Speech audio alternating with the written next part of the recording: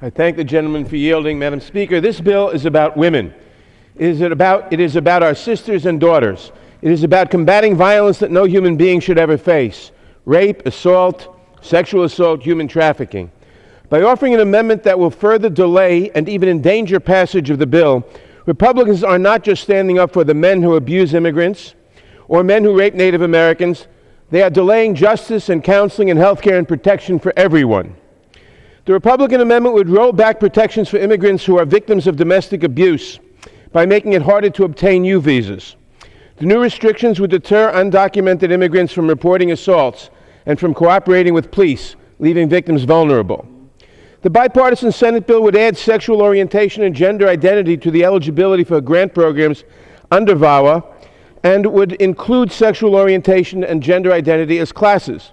The Republican amendment, by deleting these provisions, appears to say that if you're gay or lesbian or bisexual or transgender, it's okay to beat you up. VAWA will not help you. This is the Republican idea of equality in the 21st century. And approval of the Republican amendment would delay the bill for months or weeks or months. It could even kill the bill altogether, as it did in the last Congress. I hope that is not the true motive behind the amendment. However, the fact that Republicans in Congress have been waging a war on women from the moment they took over control of the House does make you wonder.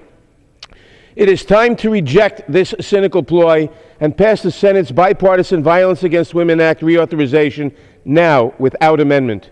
I ask my colleagues to join me in voting against the Republican amendment and for the Senate bill.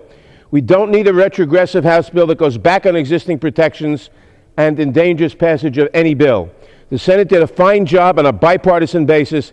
We should pass its bill without delay and not engage in partisan retrogressive conduct. I yield back and I thank the gentleman.